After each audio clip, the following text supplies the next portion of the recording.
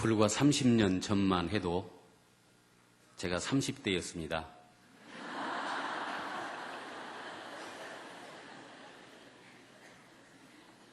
적은 글씨를 읽을 때 돋보기 안경을 쓴 것은 필요 없는 일을 하고 있다. 그때는 그렇게 생각을 했었는데 제가 돋보기 안경을 쓰고 지금부터 간증문을 여러분들에게 읽어드리겠습니다. 저는 전라북도 순창에서 8남매 막내로 태어났습니다. 저는 어려서부터 가수가 되는 게 꿈이었었어요. 그래서 그 가수가 되기 위해서는 어떤 힘든 일이라도 꼭 이겨내고 가수가 돼야 되겠다. 그렇게 생각하면서 서울에 왔습니다. 발성을 한답시고 대책 없이 그냥 무작정 소리만 질러대다가 심한 고생을 하면서 그러는 중에도 포기하지 않고 끝까지 발성을 완성하여 유창한 목소리로 노래를 하기 시작했습니다. 그런데 남인수 선생님의 목소리와 창법이 너무 많이 닮아서 제가 개성이 없는 관계로 가수를 포기했습니다. 스스로. 그러나 저의 이 재능을 눈여겨본 유명한 작곡가 선생님의 사사를 받기 시작했고 무명 작곡가 생활을 5년을 지내다가 이 세상에 처음으로 나훈아 씨가 부른 고향역이라는 노래를 통해서 제가 작곡가로 발표를 했습니다. 그 후로 아내에게 바치는 노래, 대동강 편지, 옥경이, 부초, 남자라는 이유로, 모르리, 가져가 이런 노래들을 작곡했습니다. 저는 이제 1980년도부터 KBS 전국 노래자랑에 띵동땡 심사위원을 하면서 바쁜 나날을 보냈습니다. 그런 가운데 내 주위에는 기독교인들이 참 많았습니다. 그들을 따라서 가끔 교회를 한 번씩 가봤는데 교회 안에서 굉장히 상냥하고 친절하고 그런 사람들이 교회 밖에 나오면은 많이 달라지고 엉뚱한 얼굴로 변해 있는 걸 이런 걸 많이 봤습니다. 그래서 저는 그때 이중인격자들의 모임인 것이 혹시 교회가 아닌가 이런 생각을 할 때가 있었습니다. 종교라는 것은 연약한 인간이 자유적인 수단으로 만들어낸 것에 불과하고 허망한 것이고 신경 쓸 것이 못 된다는 그런 생각이었습니다. 사람이 한번 세상에 태어났으면 부귀영화를 누리며 행복하게 살다가 가면 그것이 다다, 만족하다 이렇게 생각하면서 열심히 살았습니다. 사랑하는 아내와 두 아이를 낳고 경제적으로도 어려움 없이 인정받으며 그렇게 살았습니다. 그러던 96년 7월경에 아내가 심한 고통을 호소하였고 병원에서 진찰을 받아본 결과 청천벽력 같은 방광암이라는 진단을 받았습니다.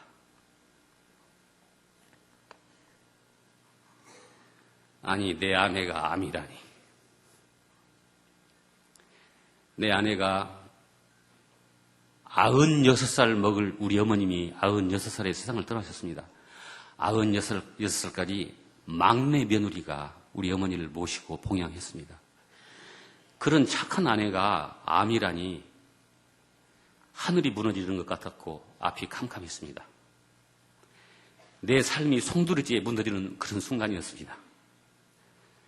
그때부터 제 아내는 그 힘겹고 고통스러운 투영 생활을 시작했고 나는 어떻게 아내를 위로해야 할지 몰라서 낙심과 절망 속으로 빠져들어갔습니다. 사랑하는 내 아내가 병이 들어 쓰러져 고통하고 울고 있는데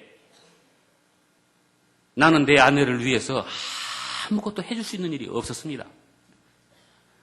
너무 무능한 존재가 미웠고 그저 생전 처음 보는 의사 선생님에게 맡기고 고민하며 염려할 수밖에 없었습니다.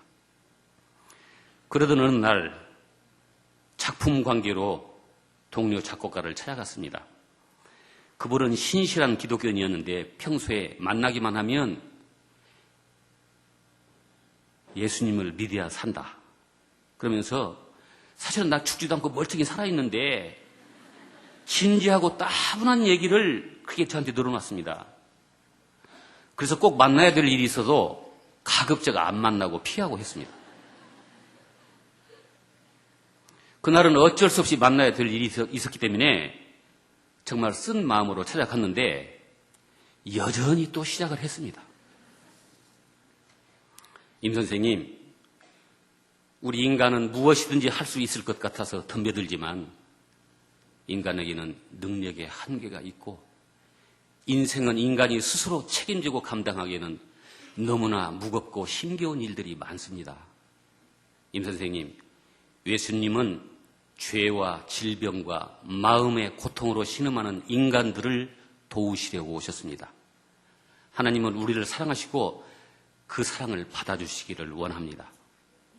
그래서 수고하고 무거운 짐진자들에게 다 와서 쉼을 얻으라고 부르십니다. 그 음성을 듣고 주님께 믿음으로 나오면 전능하신 하나님의 도움을 받습니다. 임 선생님은 예수님을 믿고 하나님의 선물, 영생과 도움을 받으세요. 따뜻한 차를 함께 마시며 들려주는 그분의 이야기를 듣는 동안 무엇인지는 잘 모르지만 소망의 빛이 내 안에 들어오는 것을 저는 느꼈습니다. 아내의 투병 생활에 의기소침하고 암담했던 나에게 하나님의 도움을 받으라는 말씀이 내 귀에 크게 들렸습니다. 나는 얼떨결에 그분이 하자는 대로 함께 손을 잡고 영접 기도를 했습니다. 나는 죄인입니다. 이렇게 고백하는 그 부분에서 눈물이 쏟아지고 말았습니다. 지금까지 짓눌렸던 나의 마음이 풀리는 느낌이었고 무언가 알 수 없는 평안이 내 마음을 채웠고 기대감과 소망의 빛이 솟아났습니다. 그 후 그분은 내 아내의 병실로 찾아와 복음을 전하였고 천주교 신자였던 내 아내도 울면서 주님을 영접했습니다. 그분은 거의 매일같이 병실에 찾아오거나 전화로 기도해주며 하나님의 말씀으로 위로와 격려를 해주었고 병원에서 나와 집에서 자가치료하는 중에도 거의 매일 아침 저녁으로 전화로 기도하며 하나님 말씀으로 우리에게 용기를 주었습니다. 고난에는 뜻이 있습니다. 고난을 통해서 자신을 돌아보고 고난을 통해서 더욱 강해지며 고난을 통해서 하나님께 기쁨을 드릴 수 있는 기회로 삼으라면서 지치고 고달픈 우리 가족들에게 용기와 힘을 주었습니다. 방황하던 아들도 사랑의 교회 청년부에 나가면서 모든 것이 새롭게 변했고 그 삶이 활기차 보였습니다. 이 일로 인하여 우리 가족은 다 예수님을 믿고 영생을 얻는 큰 복을 받았습니다. 저는 사랑의 교회에 등록하고 새가족 모임을 수료하면서 참된 기독교인의 신앙생활이 어떤 것인지 알게 되었고 특별 다락방에 나가면서 형제들과 함께 삶의 고통과 기쁨을 나누며 위로하고 새 힘을 얻는 생활을 시작했습니다. 주일마다 목사님의 설교 말씀을 들으면서 하나님의 구별된 거룩한 백성이 이 땅에서 어떻게 살아가야 할 것인지 새롭게 깨닫고 많은 은혜를 입었습니다. 제 아내의 치유를 위하여 형제들이 합심으로 기도할 때 가슴속 깊은 곳에 뜨거운 우정과 위로를 체험하였고 우리 가족은 지금까지의 삶 가운데서 무겁고 힘겨운 문제들을 주님께 다 맡길 수 있게 되었습니다. 우리는 매일 아침 가정 예배를 드리기 시작했습니다.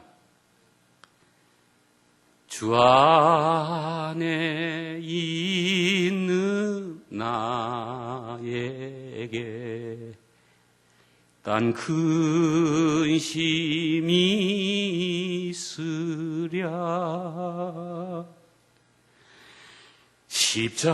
십자가 밑에 나가 내 짐을 풀었네. 주님을 찬송하면서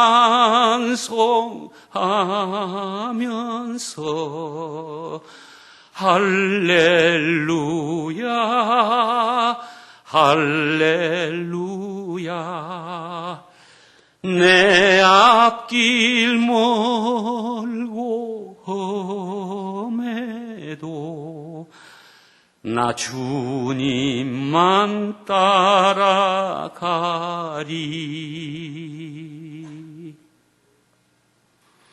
아무것도 염려하지 말고 오직 모든 일에 기도와 간구로 너의 구할 것을 감사함으로 하나님께 아뢰라.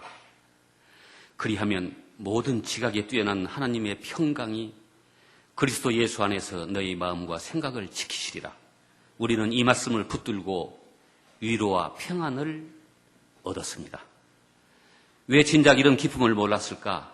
내 주위에 있는 친구들이 너무 답답해서 안 되겠다. 내가 하루빨리 가서 그 친구들을 복음 전도해야지 하며 설레이는 마음입니다.